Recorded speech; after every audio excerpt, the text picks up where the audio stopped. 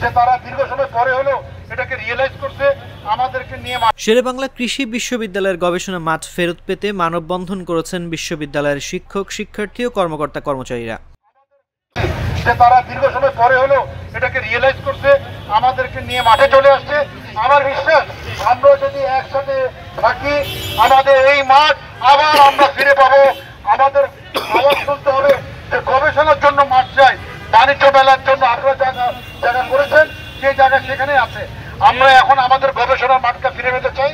সরকারকে অনুরোধ করব যে ছাত্র, শিক্ষক, জনতার এই দাবির প্রতি সম্মান দেখিয়ে অতি দ্রুত এই মাঠটাকে আমাদেরকে ফিরিয়ে দিবে। 1938 সালে প্রতিষ্ঠিত দ্য বেঙ্গল এগ্রিকালচারাল ইনস্টিটিউট স্বাধীনতার পরে বাংলাদেশ এগ্রিকালচারাল ইনস্টিটিউট নামে যাত্রা শুরু করে। পরবর্তী সময়ে 2001 সালে এটি শেরেবাংলা কৃষি বিশ্ববিদ্যালয় নামে একটি পূর্ণাঙ্গ বিশ্ববিদ্যালয়ের রূপ নেয়। প্রতিষ্ঠা লগ্ন থেকে এখানে স্নাতক ডিগ্রি দেওয়া হতো।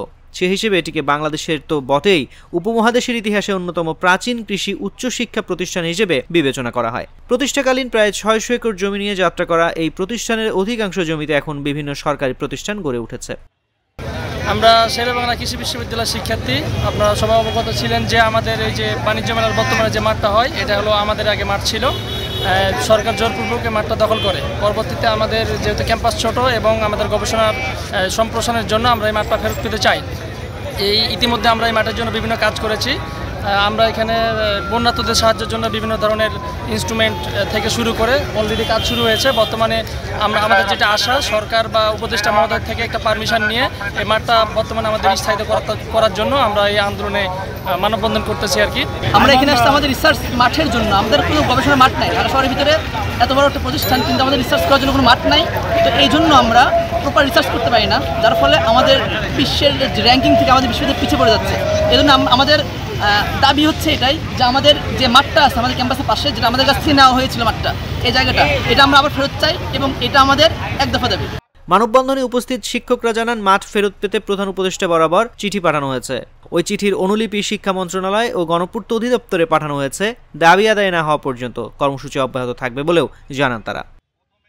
ইতিমধ্যে আমরা গণপূর্ত অধিদপ্তরে আমরা আবেদন প্রেরণ করেছি। প্রধান উপদেষ্টা বরাবর আমরা আবেদন অলরেডি প্রেরণ করেছি এবং শিক্ষা উপদেষ্টা বরাবর আমরা আবেদন প্রেরণ করেছি এবং আমরা ইতিমধ্যেই প্রধান উপদেষ্টা বরাবর আমরা যাতে এই কমিটি এবং অন্যান্য নেতৃবৃন্দ এবং ভাইস চ্যান্সেলর সহ একটি সৌজন্য সাক্ষাৎ করতে পারি, সে ব্যাপারে আমরা অ্যাপয়েন্টমেন্ট চেয়েছি। হয়তো এই সপ্তাহ বা আগামী সপ্তাহ আমরা পেতে পারি, সেখানে আমরা এই দাবিটাকে জোরালোভাবে উত্থাপন করতে পারবো।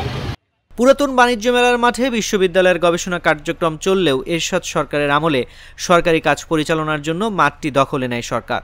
এরপর 2011 সালে শেখ হাসিনা সরকার এখানে সচিবালয় স্থানান্তরের পরিকল্পনা নিলেও তা বাস্তবায়ন করা হয়নি।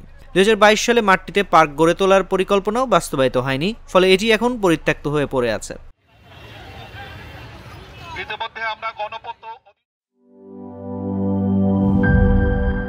র‍্যাকটা তো অনেক সুন্দর। শুধু সুন্দরই না, মজবুতও। আরে ভাবি, আরএফএল র‍্যাক হচ্ছে একদম হাজবেন্ডের মতন। সুন্দর আর মজবুত না হলে কি এতদিন থেকে? ইতালিয়ান প্রযুক্তির ভার্জিন হোমো এবং কোপলিমারের ব্যালেন্স মিক্সিং এ তৈরি হয় আরএফএল র‍্যাক। আর UV stabilised colour master batch RFL র‍্যাককে রাখে দীর্ঘদিন উজ্জ্বল। আরএফএল র‍্যাক, গুছিয়ে রাখুন আপনার ঘর।